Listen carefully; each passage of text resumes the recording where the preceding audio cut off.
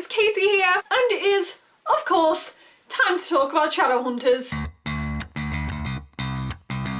Episode 14. Last episode, even though we still had Jonathan being creepy, we didn't have him actually appear in the episode. And you know what? It was a lovely break. They were giving us some time to not have to see his face before cruelly throwing him right back at us. The episode opened up with him role-playing with a fake Clary. Just when you thought he couldn't get any creepier. I don't like it. It makes me uncomfortable. So yeah, basically he has this person trapped in his apartment. Well, not trapped actually, she seems to be quite willing. He has her there glamorizing herself as Clary so that he can play out his sick fantasies of Clary wanting to travel the world with him in their moving apartment.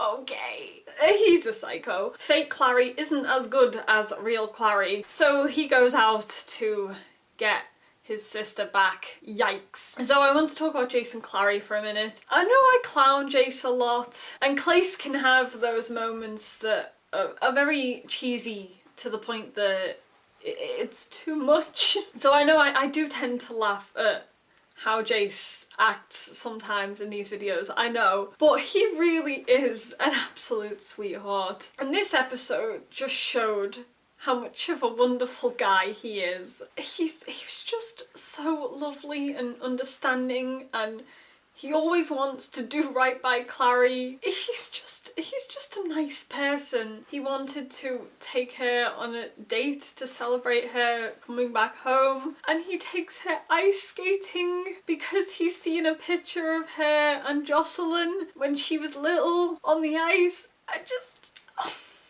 That was such a cute thing to do.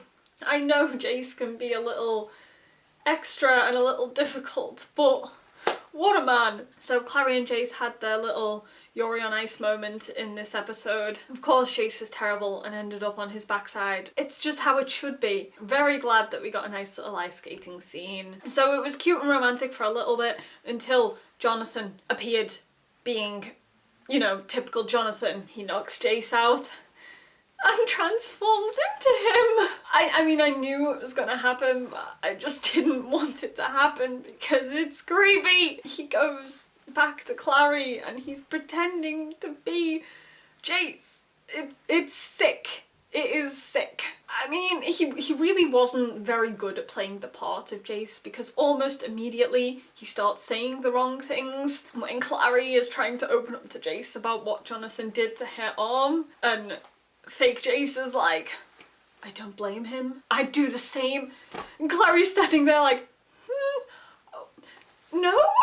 How she wasn't suspicious at that point, I don't know. But of course, the more time they spend together, the more suspicious Clary gets because he keeps saying the wrong thing. He steals a rose. Jace wouldn't steal a rose. Jace is that type of guy that even though he could steal the rose, he would pay for the rose because it's the gesture. It's the thought. It's the fact that he's buying a rose for his girlfriend. That's what Jace would do. He wouldn't just take, because Jace is a decent guy who knows not to take the things he wants. So this is where things get ultra creepy, as if they weren't already. He kisses her. Well, I told you all that I didn't want this to happen, but I knew it was going to. Him glamorizing himself as Jace didn't make it any less creepy.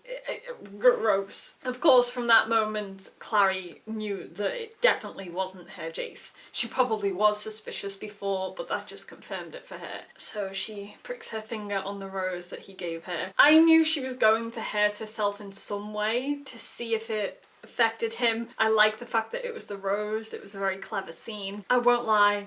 I kinda wanted Jonathan to end up on the ice while he was pretending to be Jace, and for him to fall over, hurt his ass, and then Clary could be like, why does my ass hurt? That would have been a funny scene, but it also would have meant that he'd have been caught out sooner, so you know that wasn't gonna happen.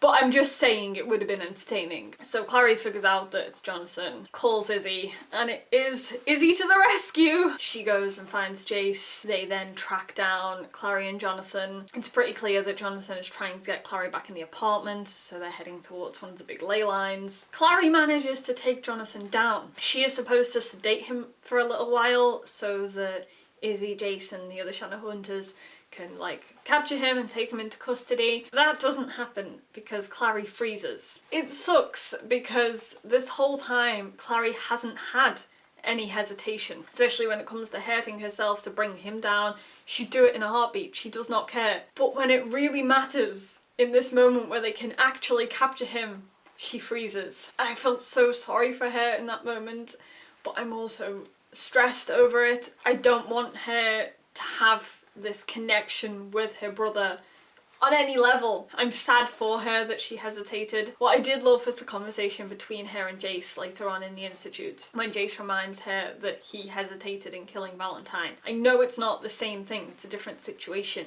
but it is natural to do that. Even though Clary hasn't known Jonathan her whole life, he is still her brother, and part of her knows that. It's still a connection to her mother in a way. He is Jocelyn's son, no matter what experiments Valentine did. So I liked that Jace was there to reassure her. It broke my heart when Jace went to kiss her and Clary couldn't do it because of Jonathan kissing her as Jace. Oh god, I hate that bastard. Honestly, I cannot wait until he is brought down. But anyway, I love how Jace reacted to that whole situation. Again, he's such a sweetheart. And yeah, I just really loved Clace in this episode. I know I've said this before, but I can find them a bit too much sometimes. I don't know where it is, but the other romantic relationships in the show always seem to appeal to me more than actual Clace do. But in this episode, I really loved Clace. Elsewhere in the show, we had Magnus getting his magic back from Lorenzo.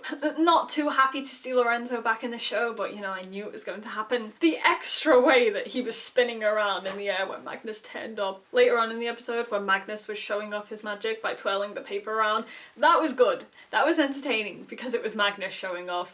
But Lorenzo showing off? No. Just get down. Stop floating in midair. So he agrees to help Magnus get his magic back, but obviously it comes at a price. I hate that Magnus didn't ask specifically what the price was before he let Lorenzo give him the magic. Because, you know, it could have been anything. And it could have affected other people. So I kind of do wish he'd have asked. I also think the whole thing of getting his magic back was a little bit too easy. Lorenzo was saying that there was a risk to Magnus's body and stuff like that, and Magnus was like, I don't care. But Lorenzo literally just shoved a bunch of magic in him and that was it. Of course, there are repercussions, as we saw at the end of the episode when Magnus's nose started bleeding. So obviously, it's not as simple. And also, because of this, Magnus has lost his apartment. I am sad about that, but I did love the conversation between Magnus and Alec, where Magnus explained that it didn't really matter to him. That whole conversation was spot on. We finally had Magnus explaining why his magic means so much to him. It's not just the fact that he can do things easy, he can take shortcuts, he can make all these magnificent things happen. It's not about that for him. It's part of who he is, it's his identity, and he explained to Alec why he needs that magic to feel like he's part of the world. The writing for that scene was just perfect, and I think it helped Alec understand why Magnus needs his magic as well. You know, I'm sure Alec would feel the same if he suddenly wasn't a Shadowhunter anymore. And you know, technically Alec's own mother is going through the same sort of thing. She's lost her own identity because she's no longer a Shadowhunter, so I'm sure that Alec can relate to what Magnus is saying in that moment. It was just a lovely scene. But after that, Alec of course went to kick ass because Lorenzo took advantage of his bae. And you don't mess with Alec's bae. I mean, this isn't going to end well because Lorenzo is not the type of person to just let things slide, so he's probably going to fight back. But it was wonderful to just see Alec go and put Lorenzo in his place. So yeah, I'm kind of stressed. Stressed because I don't know what Lorenzo is plotting. I'm stressed because Magnus's magic clearly isn't working well with him. That nosebleed definitely says a lot. I just don't know what it is that's gone wrong. I'm wondering whether it has something to do with the immortality, because I'm still a bit confused over that. Obviously he became mortal when he had his magic taken away. Did the magic that Lorenzo gave back to him make him immortal again, or not? Is he still mortal but just happens to have magic? I don't know. I guess we can only wait and see. So let's talk about everyone else in this episode. Of course, we had Maya and Jordan getting locked in the little storeroom at Jade Wolf. I hate that Maya had to be put in this situation. We know that she has a fear of small spaces, and she's been shoved in a small space with her ex-boyfriend who turned her into a wolf. I have a feeling that the show is going to do what the books did and have Maya get back with Jordan. So I feel like this episode was the starting point for that, because whilst Jordan was lying there dying, they had a moment. They opened up to each other a little bit. I'm quite sad that Maya's happy thought had to be Jordan. I wish that she'd had something else in her life other than her relationship with him to look back on. Her happy thought to calm her down was a moment where she had to rely on Jordan to come and pick her up. And I just hated that it had to be something that she relied on somebody else for. Maya deserves more happy memories that don't just include ex-boyfriends. Their relationship, I just never know how I feel about it. There are moments where I do feel sorry for Jordan. The annoying thing about this show is that they make people likeable characters. I didn't like Jordan in the books, but I kind of like him more in the show, but I don't know whether that's just because the actor playing him is wonderful. Regardless of whether I like him more in the show than I did in the books, I still don't want him back in a relationship with Maya. Whether she forgives him or not, that was still a dark point in her life. He attacked her, and I know he was in a terrible place when he did it, but he still did it. It's never going to be a healthy thing for her to end up back in a relationship with him. So whilst I like that they did have that talk in the storeroom, it made me a little bit uneasy, because I want Maya to be happy by herself. I want her to find her own happiness. I don't want her to have to go back to something that changed her life in such a big way. Can we not just skip Jordan and Maya and go straight to Maya and Bat? Please.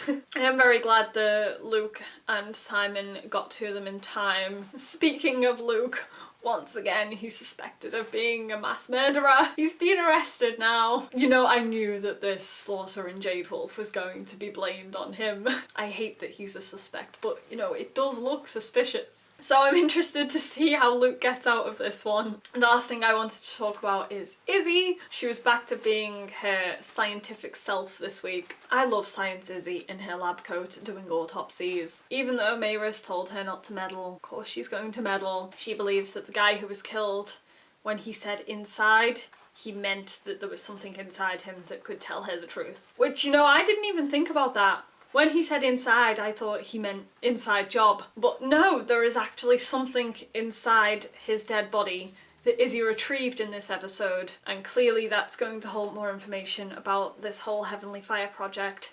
So I am very excited to see where that goes. The episode ends with Jonathan getting false hope over Clary because of that hesitation in sedating him. He now thinks that he's going to be able to worm his way into her life.